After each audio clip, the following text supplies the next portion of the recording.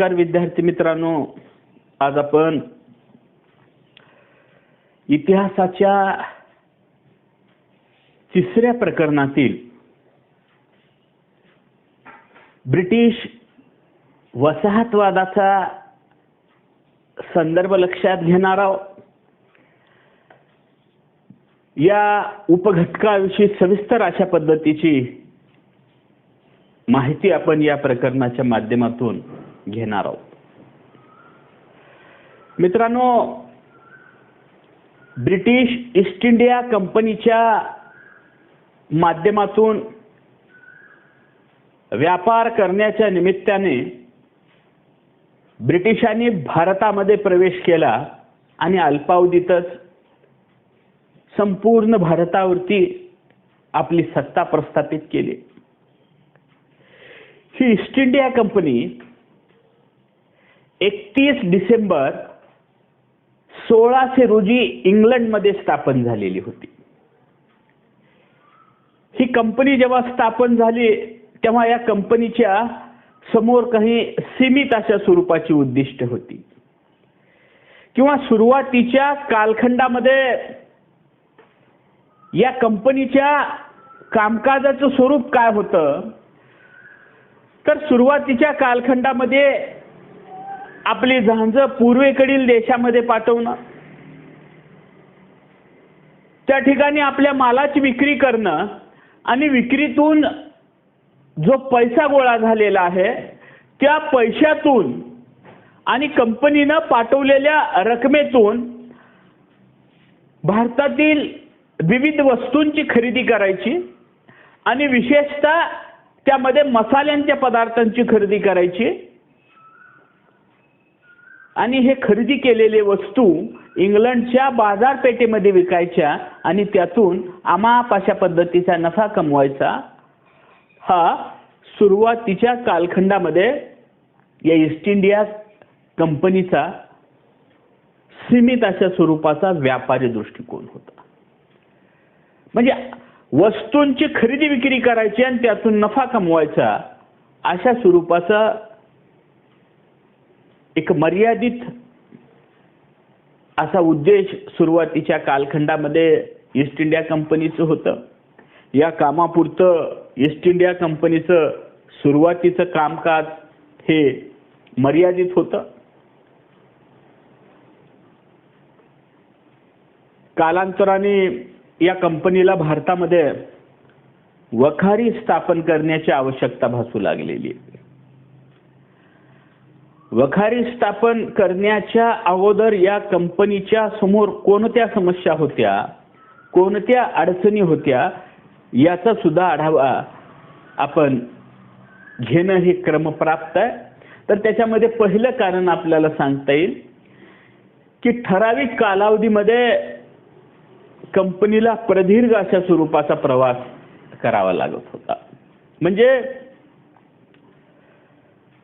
त्या कालावधीमध्ये आंतरराष्ट्रीय व्यापार हा जलमार्गाने आणि शिड्यांच्या जहाजाच्या साहाय्याने होत असे आणि शिड्यांच्या जहाजांच्या साहाय्याने प्रवास होत असल्यामुळं वाऱ्याचा वेग, वाऱ्याची दिशा आणि नैसर्गिक वातावरणाची अनुकूलता अशा विविध घटकांचा विचार करावा लागायचा. आणि या सगळ्या दृष्टिकोनातून विचार करता इंग्लंडहून भारताकडे जलमार्गाने प्रवास करण्यासाठी साधारणतः डिसेंबर आणि एप्रिल महिना हा अत्यंत अनुकूल होता. आणि त्यामुळं इंग्लंडमधून भारताकडे जाणारी जहाजं ही साधारणतः डिसेंबर आणि एप्रिलमध्ये इंग्लंडमधून निघायची. भारतामध्ये ईस्ट इंडिया कंपनीचे व्यापारी,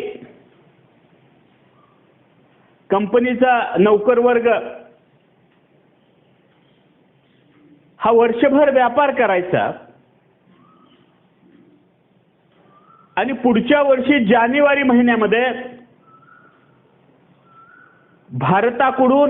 भारतातून जलमार्गे इंग्लंडला परतीचा प्रवास करायचा. आता साधारणतः या गोष्टी जर लक्षात घेतल्या तर ब्रिटिशांना पूर्वेकडील देशाशी व्यापार करण्यासाठी जास्तीत जास्त 13 महिने आणि कमीत कमी 9 महिन्याचा कालावधी हा सापडायचा. या सीमित कालावधीमध्ये वस्तूंची खरेदी करणं, विक्री करणं हे अत्यंत जिकिरीचं होऊ लागलेलं आहे कंपनीला. त्यामध्ये अनेक अशा स्वरूपाच्या अडचणी निर्माण होऊ लागलेल्या आहेत. एकतर ठराविक कालावधीतून इंग्लंडमधून निघून भारतात यायचं आणि परत ठराविक कालावधीमधून भारतातून परत इंग्लंडला जायचा. हा अत्यंत लांब पल्ल्याचा प्रवास, प्रदीर्घ अशा स्वरूपाचा प्रवास, ठराविक कालावधीमध्ये ये जा करणं आणि त्यामध्ये व्यापारी गतिविधी करणं हे कंपनीला अत्यंत अडचणीचं ठरू लागलेलं आहे. आणि त्यामुळं कंपनी भारतामध्ये वखारी स्थापन कराव्या अशा निर्णयापर्यंत येऊन टेपलेली आहे. त्यामधलं दुसरं एक महत्त्वाचं कारण म्हणजे ईस्ट इंडिया कंपनी भारतामध्ये कमी किमतीमध्ये वस्तूची खरेदी करत आणि मग ही वस्तूची खरेदी केल्यानंतर ही खरेदी सुद्धा मोठ्या प्रमाणात असायची. मग खरेदी केलेल्या वस्तूची साठवणूक करण्यासाठी आपल्याकडं कायमस्वरूपी हक्काची जागा पाहिजे असं कंपनीला वाटू लागलेलं आहे. आणि त्यामुळं या दोन्ही अडचणीवरती मात करण्यासाठी कंपनीनं भारतामध्ये वखारी स्थापन करण्याचा निर्णय घेतलेला आहे. वखारींना फॅक्टरी असंही म्हटलं जातं.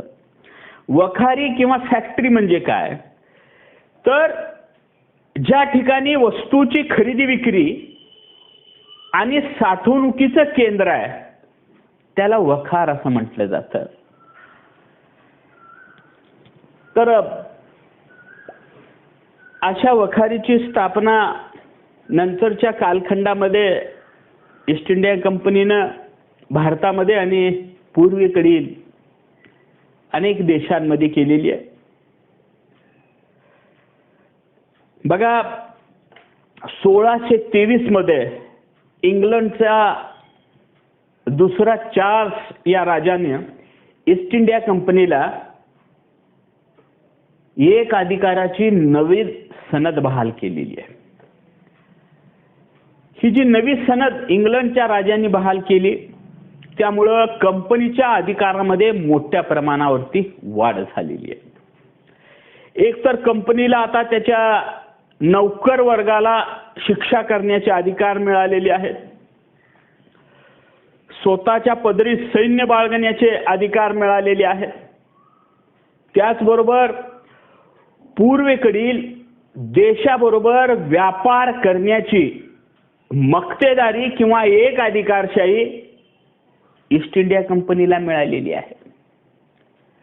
पूर्वेकडील देशामध्ये किल्ले बांधणं, इतर धर्मियांशी युद्ध करणं, तह करणं अशा अनेक स्वरूपाचे अधिकार या नवीन सनदेच्या माध्यमातून चार्ल्स राजांनी ईस्ट इंडिया कंपनीला बहाल केलेले होते. आणि त्यामुळं कंपनीची आर्थिक परिस्थिती ही अत्यंत बळकट झालेली आहे. कंपनी आर्थिकदृष्ट्या ही अत्यंत सामर्थ्यवान झालेली आहे. आणि त्यामुळं नंतरच्या कालखंडामध्ये ईस्ट इंडिया कंपनीचा विस्तार झालेला, ईस्ट इंडिया कंपनीच्या व्यापाराला गती प्राप्त झालेली आहे. आणि भारतामध्ये आणि इतर पूर्वेकडील देशामध्ये ठिकठिकाणी या ईस्ट इंडिया कंपनीनं आपल्या वखारीची स्थापना केलेली आहे. आता ही जी वखारीची स्थापना ईस्ट इंडिया कंपनीनं केलेली आहे. या वखारीचा प्रशासकीय कारभार कसा होता, एकंदर नौकर यंत्रणा किंवा या ईस्ट इंडिया कंपनीची यंत्रणा नेमकी कशी होती, कुठल्या यंत्रणेच्या मार्फत संबंध व्यापारी प्रक्रियेवरती आणि संबंध वखारीवरती ही ईस्ट इंडिया कंपनी नियंत्रण ठेवून होती, याचाही आढावा आपण या ठिकाणी घेऊया. बघा, भारतामध्ये आणि पूर्वेकडील देशामध्ये ईस्ट इंडिया कंपनीच्या ज्या वखारी होत्या, ह्या वखारीचे दोन मुख्य कार्यालय होती, दोन मुख्य हेडक्वार्टर्स होते. ते म्हणजे सुरत आणि त्या काळातलं मद्रास, ज्याला आज आपण चेन्नई म्हणतो. म्हणजे सुरत आणि मद्रास ही दोन हेडक्वार्टर्स होती, ही दोन मुख्यालये होती. आणि या मुख्यालयाच्या माध्यमातून ईस्ट इंडिया कंपनी इतर वखारीवरती नियंत्रण ठेवण्याचं कार्य करायचे. आता सुरतच्या कार्यक्षेत्रामध्ये कोणत्या वखारी येत असत त्याचा आढावा घेऊया. तर सुरतच्या कार्यक्षेत्रामध्ये महाराष्ट्रातील राजापूर, तांबड्या समुद्रातील मोखा, पर्शियन आखातातील बसरा या वखारींचा समावेश सुरतच्या कार्यक्षेत्रामध्ये समाविष्ट असायचा. यानंतर मद्रासच्या कार्यक्षेत्रामध्ये भारताचा पूर्व किनारा, ओडिसा, बंगाल आणि पूर्वेकडील इतर देश अशा विविध ठिकाणी ब्रिटिशांच्या ज्या वखारी होत्या त्या सर्व वखारींचा समावेश मद्रासच्या कार्यक्षेत्रामध्ये व्हायचा. आता एवढ्या मोठ्या प्रमाणात वखारी ईस्ट इंडिया कंपनीच्या होत्या. हा ईस्ट इंडिया कंपनीचा कारभार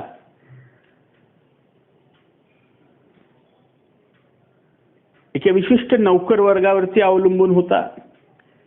त्या नौकर वर्गाला कंपनीच्या फॅक्टर्स अशी संज्ञा दिलेली आहे. त्यांना फॅक्टर्स असं म्हटलं जातं. तर कुठल्या कुठल्या पद्धतीचे कामकाज करणारे लोक कंपनीमध्ये होते याचा आढावा आपण या ठिकाणी घेऊया. वखारीतील नौकर वर्ग, यामध्ये कोठार प्रमुख, हिशोबनीस, खजिनदार, वखारदार, कारकून अशी विविध कामकाज करणारी नौकर मंडळी ही कंपनीने नियुक्त केलेली होती. त्यांच्या जोडीला धर्मगुरू, सर्जन, या सर्जनला मदत करणारे मदतनीस, स्वयंपाकी, प्रेसिडेंटचा नौकर व तुतारीवाला यांचा समावेश असायचा. कंपनीचा हा जो नौकर वर्ग आहे तो वखारीच्या परिसरामध्ये असायचा आणि त्यामुळं या नौकर वर्गाला भोजनाची सोय करण्यासाठी स्वयंपाकी सुद्धा नियुक्त करण्यात आलेला होता.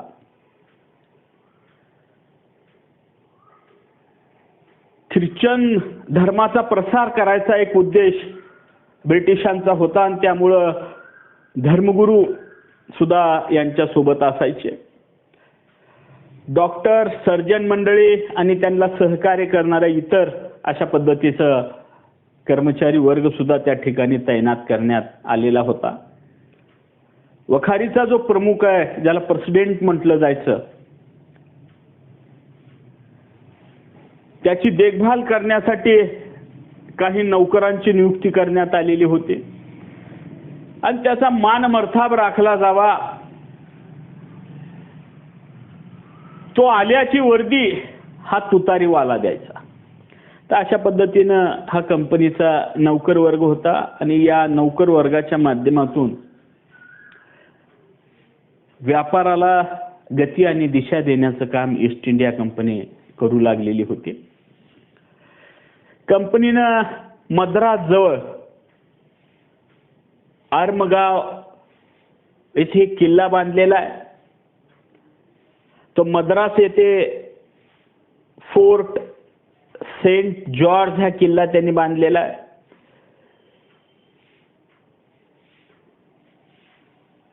मद्रासला वखारीची स्थापना केलेली आहे आणि या वखारीमध्ये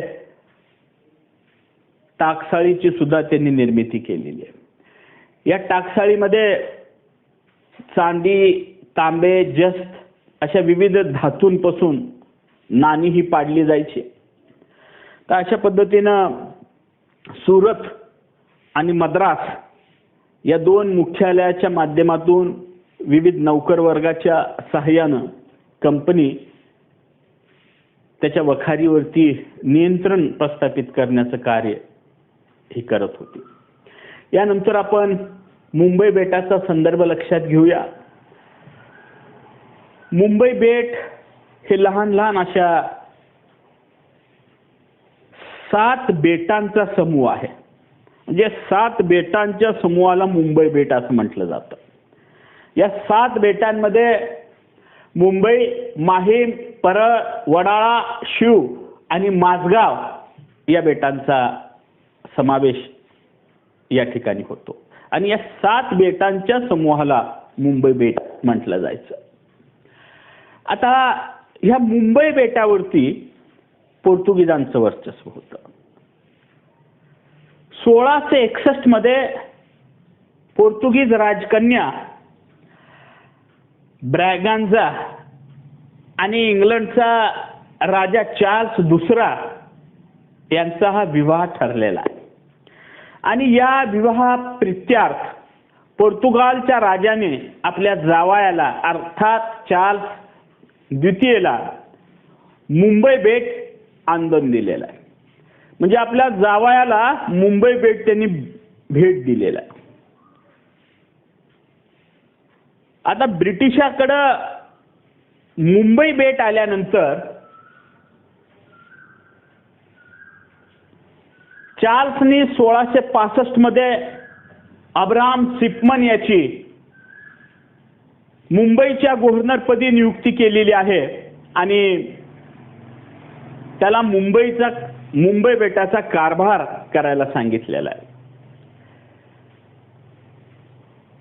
परंतु अडचण अशी झालेली आहे की मुंबई बेटाचा कारभार करण्यासाठी हा खर्च अधिक होऊ लागलेला आहे आणि त्यापासून उत्पन्न कमी मिळू लागलेलं आहे. उत्पन्न आणि खर्च याच्यामध्ये तफावत निर्माण झाल्यामुळं आणि तोटा पदरामध्ये पडत असल्यामुळं चार्ल्सनी